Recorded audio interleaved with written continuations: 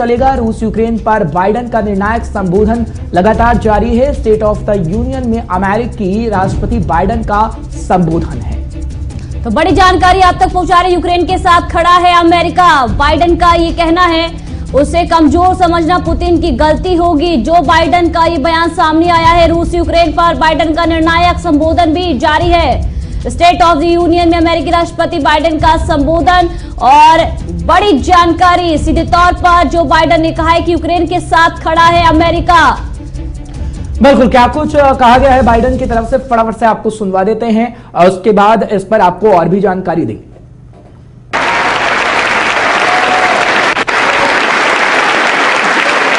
The United States Department of Justice is assembling a dedicated task force to go after the crimes of the Russian oligarchs. We're joining with European allies to find and seize their yachts, their luxury apartments, their private jets. We're coming for your ill-begotten gains. And tonight, I'm announcing that we will join our allies in closing off American airspace to all Russian flights, further isolating Russia and adding additional squeeze on their economy.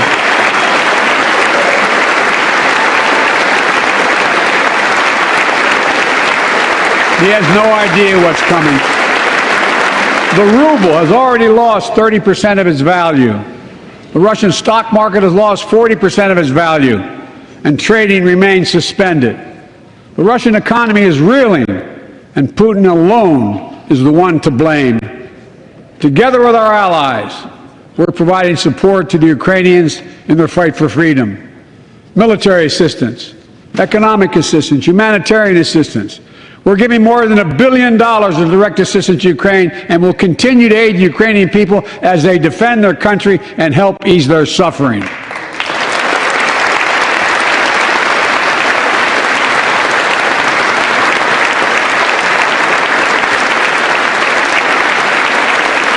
But let me be clear, our forces are not engaged and will not engage in the conflict with Russian forces in Ukraine. Our forces are not going to Europe to fight Ukraine, but to defend our NATO allies in the event that Putin decides to keep moving west. For that purpose, we have mobilized American ground forces, air squadrons, ship deployments to protect NATO countries including Poland, Romania, Latvia, Lithuania, and Estonia. And as I've made crystal clear, the United States and our allies will defend every inch of territory that is NATO territory with the full force of our collective power. Every single inch.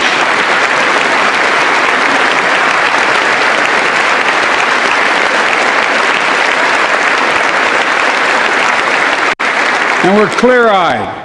The Ukrainians are fighting back with pure courage. But the next few days, weeks, and months will be hard on them. Putin has unleashed violence and chaos, but while he may make gains on the battlefield, he'll pay a continuing high price over the long run. And a pound of Ukrainian people, the proud, proud people, pound for pound, ready to fight with every inch of energy they have. They've known 30 years of independence, have repeatedly shown that they will not tolerate anyone who tries to take their country backwards. To all Americans, I'll be honest with you, as I always promised I would be. A Russian dictator invading a foreign country has cost around the world. And I'm taking robust action to make sure the pain of our sanctions is targeted at the Russian economy, and that we use every tool at our disposal to protect American businesses and consumers. Tonight, I can announce the United States has worked with 30 other countries to release 60 million barrels of oil from reserves around the world. America will lead that effort, releasing 30 million barrels of our own strategic petroleum reserve.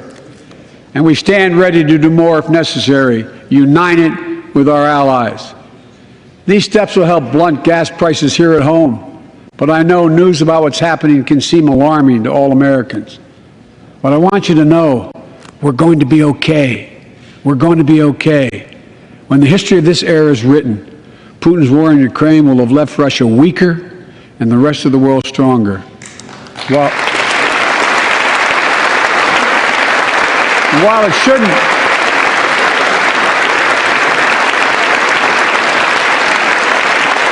while it shouldn't have taken something so terrible for people around the world to see what's at stake, now everyone sees it clearly. We see the unity among leaders of nations, a more unified Europe, a more unified West. We see unity among the people who are gathering in cities and large crowds around the world, even in Russia, to demonstrate their support for the people of Ukraine. In the battle between democracy and autocracies, democracies are rising to the moment, and the world is clearly choosing the side of peace and security. This is the real test, and it's going to take time. So let us continue to draw inspiration from the iron will of the Ukrainian people.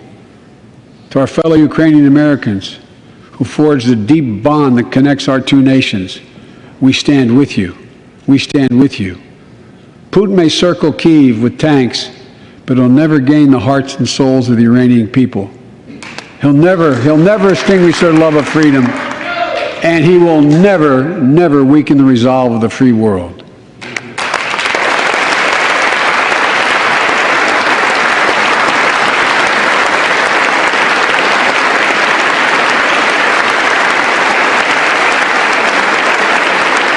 We meet tonight in an America that has lived through two of the hardest years this nation has ever faced. The pandemic has been punishing, and so many families are living paycheck to paycheck, struggling to keep up with the rising cost of food, gas, housing, and so much more. I understand, like many of you did. My dad had to leave his home in Scranton, Pennsylvania to find work. So like many of you, I grew up in a family when the price of food went up, it was felt throughout the family. It had an impact. That's one of the first things I did as president was fight to pass the American Rescue Plan. Because people were hurting, we needed to act, and we did. Few pieces of legislation have done more at a critical moment in our history to lift us out of a crisis. It fueled our efforts to vaccinate the nation and combat COVID-19, delivered immediate economic relief to tens of millions of Americans. It helped put food on the table. Remember those long lines of cars waiting for hours just to get a box of food put in their trunk. It cut the cost of health care insurance. And as my dad used to say, it gave the people just a little bit of breathing room. Unlike the $2 trillion tax cut passed in the previous administration that benefited the top 1% of Americans, the American Rescue Plan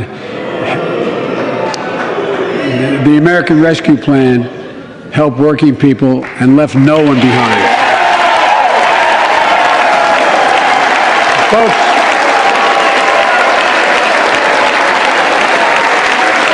and it worked.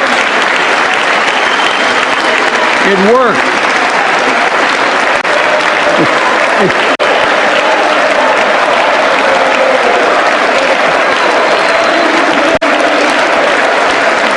It worked.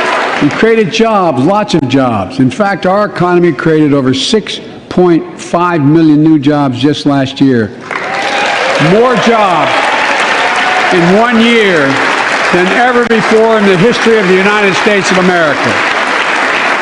The economy grew at a rate of 5.7 last year, the strongest growth rate in 40 years. And the first step in bringing fundamental change to our economy that hasn't worked for working people in this nation for too long. For the past 40 years, we were told that tax break for those at the top and benefits would trickle down and everyone would benefit. But that trickle-down theory led to a weaker economic growth, lower wages, bigger deficits, and a widening gap between the top and everyone else in nearly a century. Look, Vice President Harris and I ran for office, and I realize we had fundamental disagreements on this, but ran for office with a new economic vision for America.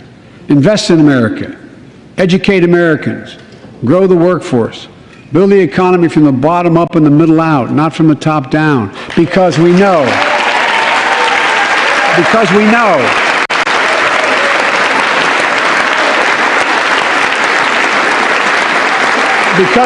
when the middle class grows, the poor have a way up and the wealthy do very well. America used to have the best roads, bridges, and airports on earth, and now our infrastructure is ranked 13th in the world. We won't be able to compete for the jobs of the 21st century if we don't fix it. That's why it was so important to pass the bipartisan infrastructure law. And I thank my Republican friends who joined to invest and rebuild America, the single biggest investment in history. It was a bipartisan effort, and I want to thank the members of both parties who worked to make it happen. We're done talking about infrastructure weeks. We're now talking about an infrastructure decade. And look, it's going to transform America, to put us on a path to win the economic competition of the 21st century that we face with the rest of the world, particularly China. I've told Xi Jinping it's never been a good bet to bet against the American people. We'll create good jobs for millions of Americans, modernizing roads, airports, ports, waterways, all across America. And we'll do it to withstand the devastating effects of climate change and promote environmental justice. We'll build a national network of 500,000 electric vehicle charging stations. Begin to replace the poisonous lead pipes so every child, every American has clean water to drink at home and at school. We're going to provide affordable, high-speed internet for every American, rural, suburban, urban, and tribal communities. 4,000 projects have already been announced. Many of you have announced them in your districts. And tonight, I'm announcing that this year, we will start fixing over 65,000 miles of highway and 1,500 bridges in disrepair. And folks,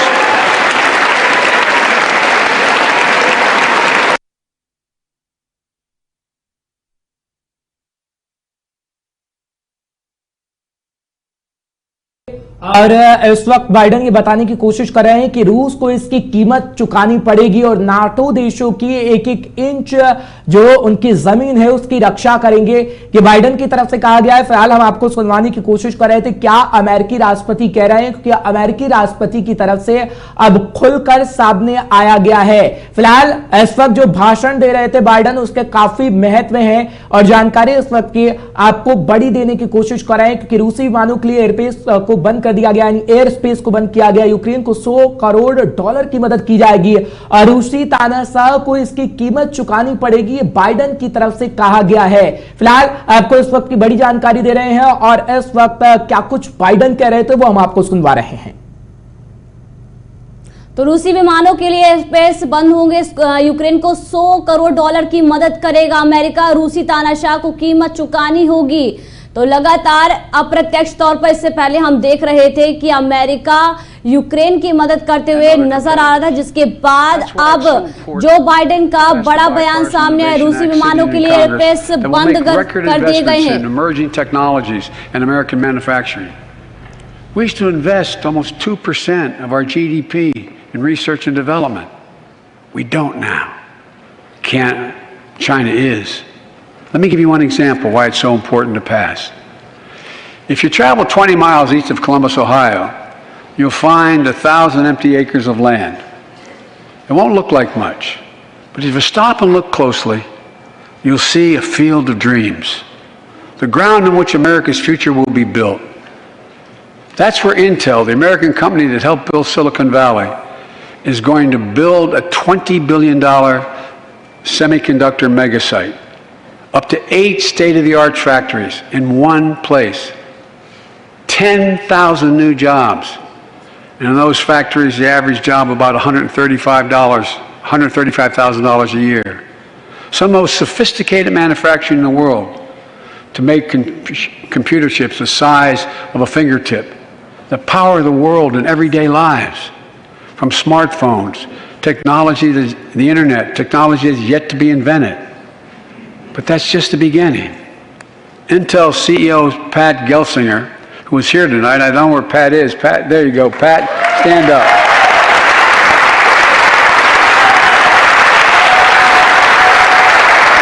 Pat.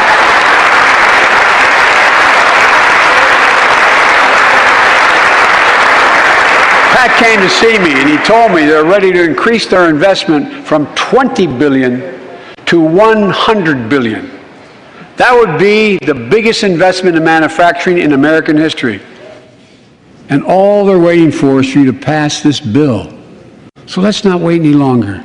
Send it to my desk, I'll sign it, and we'll really take off in a big way. And folks, Intel is not alone. There's something happening in America. Just look around and you'll see an amazing story. The rebirth of pride that comes from stamping products made in America. The revitalization of American manufacturing. Companies are choosing to build new factories here when just a few years ago they would have gone overseas. That's what's happening. Ford is investing $11 billion in electric vehicles, creating 11,000 jobs across the country. GM is making the largest investment in its history, $7 billion to build electric vehicles, creating 4,000 jobs in Michigan. All told, 369,000 new manufacturing jobs were created in America last year alone. Folks,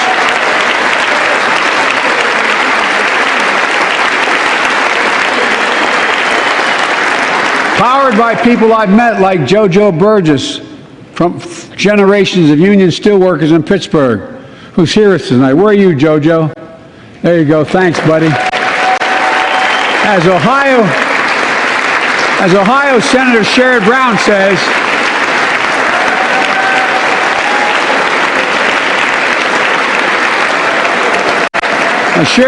says, it's time to bury the label Rust Belt.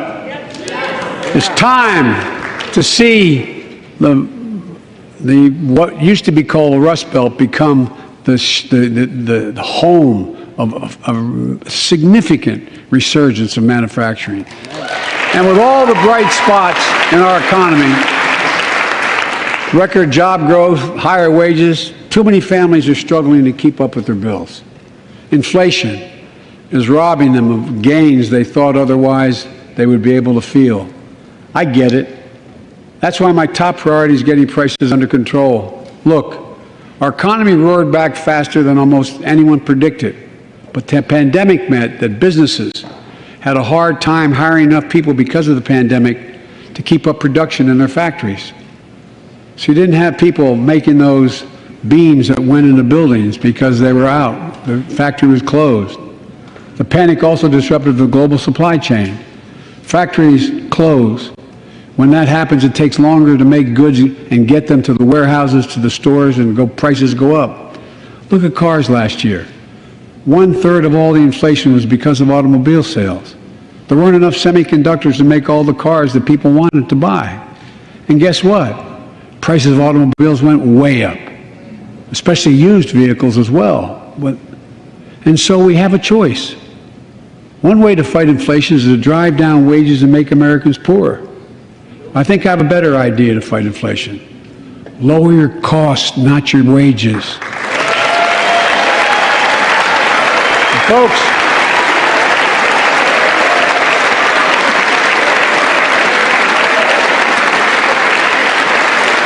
that means make more cars and semiconductors in America, more infrastructure and innovation in America, more goods moving faster and cheaper in America, more jobs where you can earn a good living in America. Instead of relying on foreign supply chains, let's make it in America. Look, economists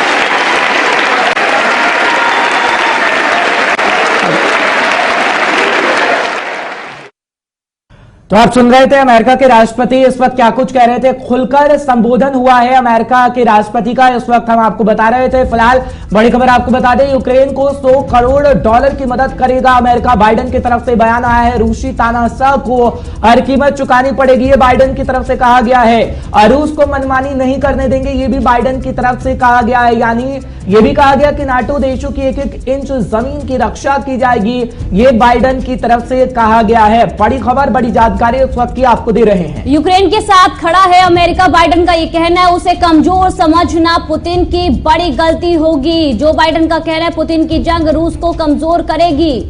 रूसी share बाजार में 40% की गिरावट भी दर्ज की गई है। जो बाइडेन का ये कहना है तो सीधे तौर पर यूक्रेन के साथ खड़ा है अमेरिका। बाइडेन का ये बयान सामने आया है, उसे कमजोर समझना पुतिन की गलती। जो बाइडेन ने संबोधित करते हुए बात कही है, पुतिन की जंग रूस को कमजोर करेगी।